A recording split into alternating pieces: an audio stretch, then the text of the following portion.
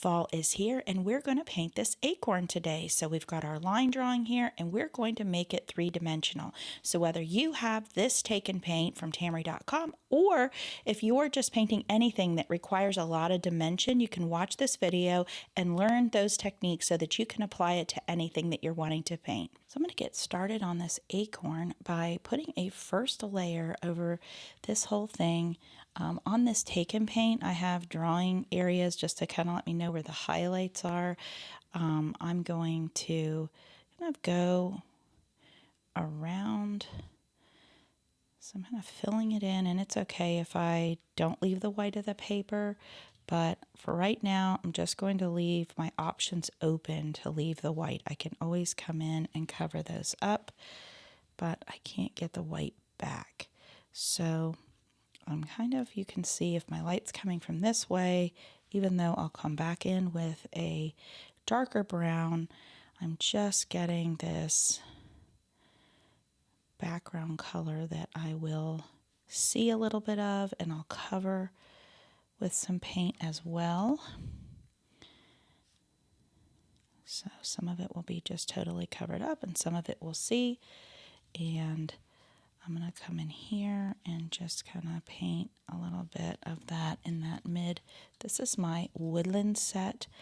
If you've got a set at home, it has some natural colors to it. Great. If you don't have a sandy color, you might want to use like your brown with a tiny bit of whatever yellow you have and see if you can make a sandy color out of it. Or you may have to go and get a tube of paint and just use a little dollop to keep in your palette, so it'll just dry and you can reactivate it at any point, and it just adds to the amount of colors, just less of it that you can keep refilling.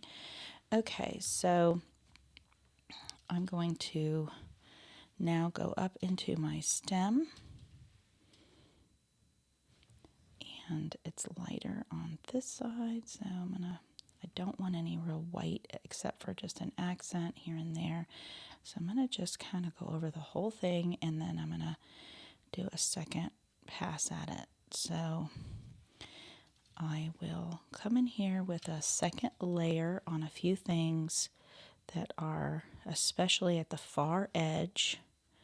Adding a second layer, you can see it's getting darker as I'm adding that. Especially on this side where everything is darker. I may even kind of go in closer, leaving less white of the paper because I'm not going to use that on that side where there's like a lot more. Now I'm going to use a little bit of this shadow or gray depending on what you've got, and I'm going to come in here along this edge so they can dry before I get into that bottom apron of this acorn. I'm just kind of laying that in as a little bit of a shadow. And now I want these two to kind of meet. I've drawn these lines in as a guide on this take and paint. You don't have to have the lines. You can either use your pencil, and if you do, remember, if you paint over pencil, you can never erase it. You can use a micron pen that are like this one. They're waterproof, and I'm trying to get those to, it's a little tacky wet, just to kind of combine there, looking a little bit more natural blend here, because that's just kind of a shadow. And we can go in and make that a little bit darker in a bit. And now I'm going to use, well, I already have it down here. Mixing up your paints ahead of time, what you'd like to use is helpful, especially when you need to use the wetness. Like here, you need it to be wet, and so you've got to work quickly. It's good to go ahead and already have your colors mixed up. That way you're not having it dry more than you want while you're mixing your colors. And now I'm just going to, while this is wet, just kind of tap in a little bit of brown, and I don't want to do too much of that over here. Put like a little bit of a line on that one side, and we'll let that dry. So you can see how this has been drying up here, and it's coming in quite nicely. You see a lot of that lovely watercolor look where the minerals start to pool. I'm going to grab this brown and start defining this area over here on the underside of the stem of our acorn. I don't know if in your area you have acorns, but there's less where I live now. As I've said in my other videos, I grew up in Columbus, Ohio. My family was all, my mom and dad's side were from Cleveland and Miamisburg, which is like in the Dayton area. And so we had lots of acorns, lots and lots. We had big, huge trees. Actually, we didn't even have air conditioning growing up, which was crazy to think about. And huge trees that kind of canopied our home to keep it nice and cool. Now I live in North Carolina, and so that is not the case. And I don't live where we have a ton of big trees and acorns and things. Oh, my parents would just have a time having to sweep up all the acorns off of our driveway. It was crazy now that I think about it. So many acorns. But my mom loved that huge tree, and then the next people that bought it just chopped the tree down because they didn't want to sweep up all the acorns, which is so sad. Okay, so you saw how I put some detail in there. I'm going to wait for that to dry a little bit so that I can put more solid lines in there. So now this is dry, and that's kind of the trick to watercolors. You're sort of working in some areas, letting them dry, coming back. Some of them you have to work quickly and do it right at the time. Now we're going to go over some of these areas here with a little bit more of the brown. And so we're getting that brown, the darker brown along the bottom side as though that's like showing that there's dimension there, and following almost like this honeycomb pattern here. And you don't have to be perfect. You can be. It would look more realistic if you do, but I'm doing this for what I call fun, and fun is not being too careful, but your fun might be a challenge to see how realistic it can be, and so you can take it to the next level. Most of my things that I teach are to the hobbyist and the beginner. You can obviously take this more advanced, but I want everybody to feel like they're capable to be able to do this. So when I'm teaching and breaking it down, I really want anyone to be able to feel capable to do this. So you can see them kind of going around. You think, oh, that's so, it looks like I'm just drawing a bunch of lines around here. And you can see in the end result, I do have those, but we're going to blend those lines a little bit so that they're not as strong. Okay, so we'll come in here. Just want to make sure not to get your hand in your paper. And putting those edges, and you don't have to go around every single one. I've kind of at least touched on each one, but some of them I'm doing a little bit more, some of them I'm doing a little bit less. So I'm going and just adding that brown kind of to the bottom of these areas here, adding in that additional layer. So this is a lot of repetition,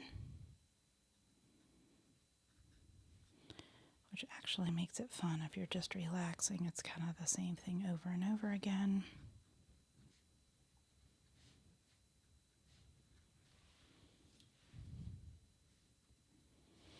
So you can see I'm using a variety of strokes. Now I'm kind of coming in, and I call it dappling, where you sort of tap your brush into those areas. So I have this, kind of a brush stroke here along my shape, and then I can deposit paint with a little bit of a dapple. You can see it'll dry in the shape that you were creating. So you want to kind of keep that in mind as you're laying your paint down, and you can always go back over it and blend it. Okay, so now while I'm waiting for that to dry, I'm going to see if this is good to put a line in here yet. It's a little bit tacky, it's a little bit dry. I have these lines drawn in here just as a guide. And that was like a good black. Now I'm going back in with that same brown I'm using below, and I just want to tap in some definition up here as that stem kind of turns. This would be a very good motif to pop in a frame. So I suggest that people have like a couple of frames where they can take their artwork and just pop the back open, put in a new seasonal motif, and close it back up. And you can keep them in the back. You can keep them in a little envelope to the side, and just pull that out per the season. And sort of like how people have those little flags out front. You can just kind of have a new piece of artwork as your decor, and it's very easy to just keep it handy right there. So now I'm going to take a little bit of this sand ridge with a ton of water, and I'm just going to start kind of coming around here and filling in some of the white of that paper.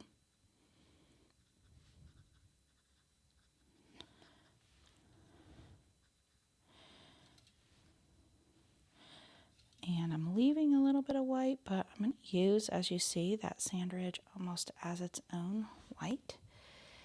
I think I'll go in here a little bit and just get some of those shaggy edges here on this acorn, so you're not seeing those lines per se.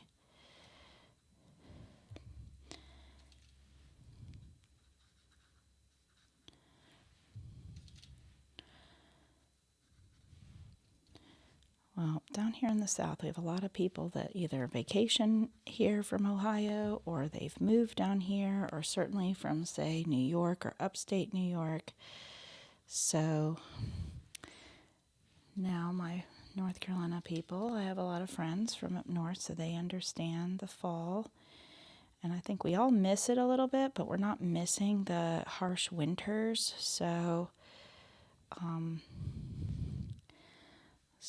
doing a painting about a place that has real acorns is always kind of fun and reminiscent. I remember going to Arizona one time during Christmas, and it was very warm, and people had the Christmas trees in, but they even had palm trees decorated for Christmas, and I just thought that was wild as a third grader. Okay, so now I got a little bit of paint, probably from my hand right here, so I'm going to take this clean brush, and I'm going to apply a little water, scrub at it a little bit, take a clean piece of my paper towel, and just pull that away. So that's how you can erase a mistake. If you're unable to get it done, maybe you put a background in here. You add something else to it to be able to keep your painting intact. Okay, so now I've got this, well, it's turned into a gigantic mess, but I have this color. I don't know what I did there. I have this color here that's kind of these red and kind of rust. It's foxberry and redwood maybe, and I'm going to come in here, and I'm leaving the white is more across the highlights, more across the middle in this case. These are at the top, this one's at the middle. And so I'm going to go and leave that middle white, go all the way around it, and at the bottom I'm going to add brown, but I'm going to at least put a layer of this kind of rusty red color here. Get that first layer in. Let's see, make sure my highlights are similar.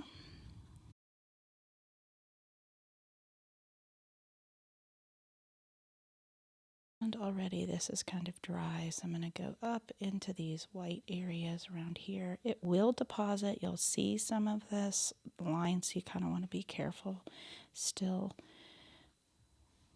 where you're depositing.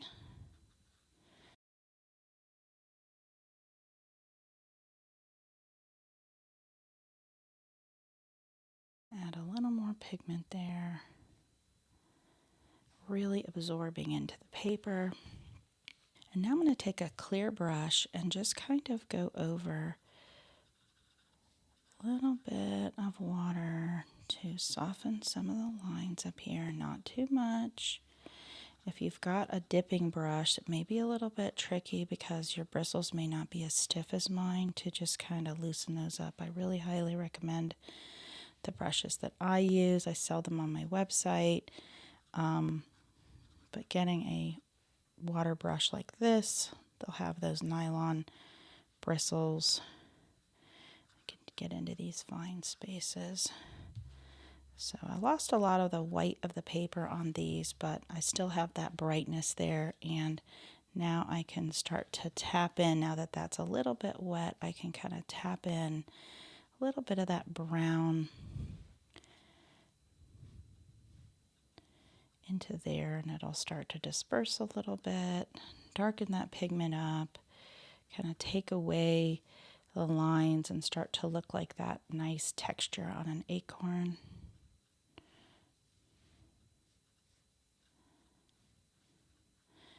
Like I said, this isn't difficult. You're doing the same thing over and over. You just have to have the patience to do it over and over.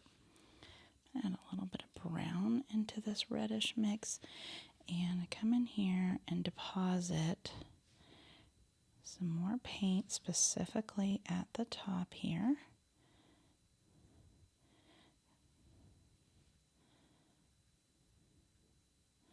Because now, instead of just having the bottom layer, I'm really working on the texture. Laying that out.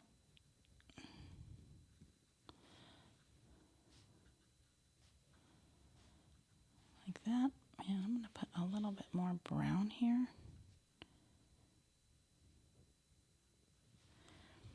All right.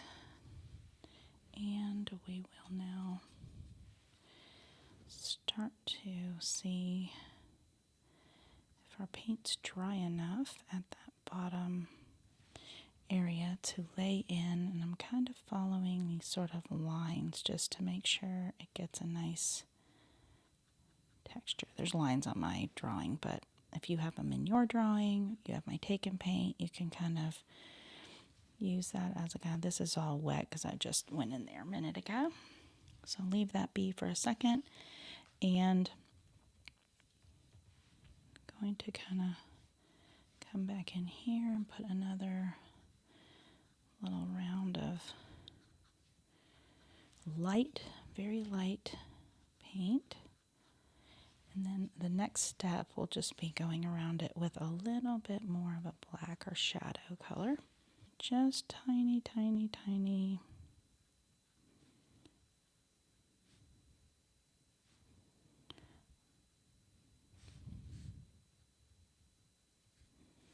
Little kind of wispy lines to define what's going on here. Very subtle. Like that. And let's see if this is dry enough to take a wispy, well, that's black, I want to do brown. Kind of a wispy sort of line here. I need to get more water on my brush. It's good to have like a little sketchbook you can use to try things out on. Okay, so now I'm going to come just really practicing in your sketchbook with your paint lines and brushes, your color mixing, and really just practice the skills so that by the time you get to this point, you feel very confident.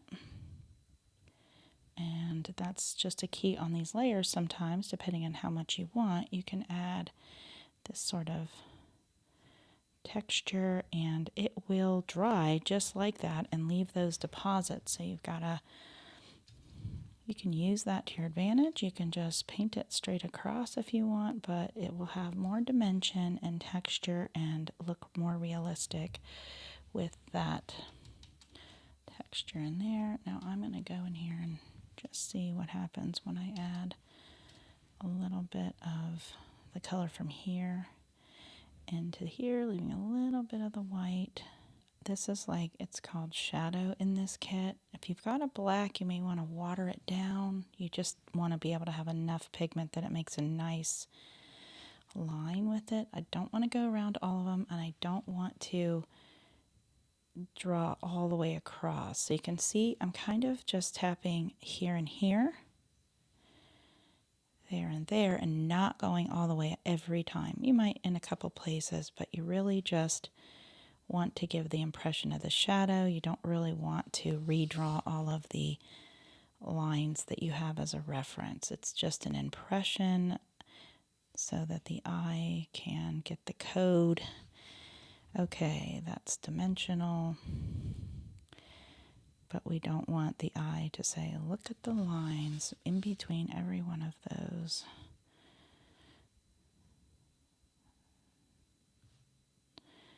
People experiencing our art.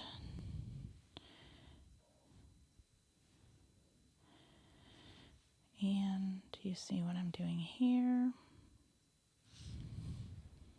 And I'm going to put a little bit of a jiggy line across there.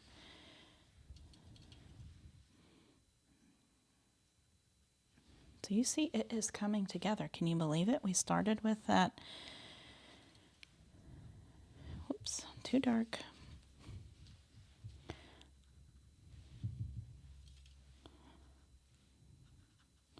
Just adding a little bit more layer there to make some of my lines that I've drawn sort of disappear a little bit more, so that anyone looking at it would just think it's kind of from the paint and not necessarily, and it's okay if you see lines because that's stylistically just fine.